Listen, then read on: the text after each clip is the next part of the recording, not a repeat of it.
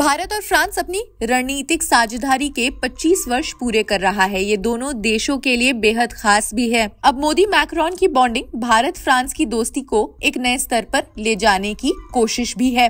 यही कारण है कि फ्रांस और भारत BFFs माने जा रहे हैं। गणतंत्र दिवस समारोह में मुख्य अतिथि के तौर पर इंडिया आए फ्रांसीसी राष्ट्रपति इमैनुअल मैक्रोन ने बड़ी घोषणा की। शुक्रवार यानी कि 26 जनवरी को उन्होंने कहा कि दोनों देशों के बीच शैक्षणिक संबंधों को बढ़ावा देने के एक बड़े कदम के रूप में फ्रांस 2030 तक अपने विश्वविद्यालयों में 30,000 भारतीय छात्रों का स्वागत करने का लक्ष्य बना रहा है। सोशल मीडिया प्लेटफॉर्म ट्विटर पर एक पोस्ट में उन्होंने कहा कि ये प्लानिंग भारत के साथ फ्रांस के संबंधों को मजबूत करने के लिए एक महत्वाकांक्षी प्रयास का हिस्सा है।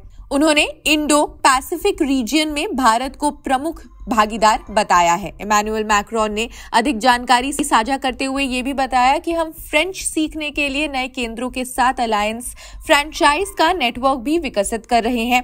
हम इंटरनेशनल क्लासेस बना रहे हैं जो उन छात्रों को हमारे विश्वविद्यालयों में प्रवेश में मददगार होगी जो जरूरी नहीं कि फ्रेंच ही बोलते हों। फ्रांस के राष्ट्रपति ने यह भी ऐलान किया कि फ्रांस में पढ़ाई करने वाले भारतीय छात्रों के लिए वीजा प्रक्रिया सुव्यवस्थित की जाएगी, जिससे उनके लिए वापस लौटना भी आसान होगा।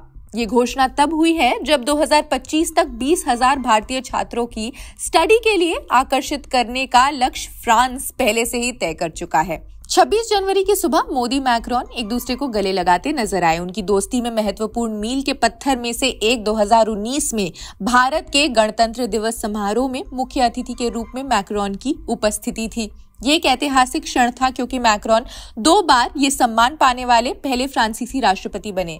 भारत के 75वें गणतंत्र दिवस परेड के दौरान फ्रांसीसी विदेश सेना के 6 भारतीय सैनिक अपने फ्रांसीसी साथियों के साथ कर्तव्य पथ पर मार्च कर चुके हैं। 95 सदस्यीय फ्रांसीसी टुकड़ी में राफेल लड़ाकू विमानों और एक एयरबेस A330 विमान के फ्लाईओवर भी शामिल थे।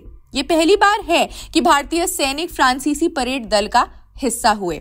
हमारे देश की रक्षा के क्षेत्र में विकसित होती इस साझेदारी को किसी और रूप में भी देखा जा सकता है। फ्रांस से राफेल विमान खरीदने का निर्णय, जिसे 2016 में अंतिम छोर तक पहुंचाया गया, ये उच्च स्तर के विश्वास और सहयोग को प्रदर्शित करता है फ्रांस और भारत के बीच।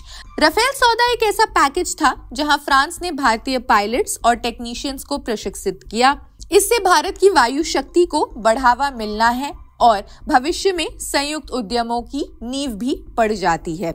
इसके बाद 2023 में पेरिस में 5वीं वार्षिक मंत्री स्तरीय वार्षिक रक्षा वार्ता में भी दोनों नेताओं की भागीदारी ने रक्षा सहयोग बढ़ाने की उनकी प्रतिबद्धता को अंडरलाइन जरूर किया। आप क्या सोचते हैं कमेंट सेक्शन में जरूर बताएं। बाकी देश दुनिया की खबरों के लिए जुड़े रहिए जनसत्ता के साथ। शुक्रिया।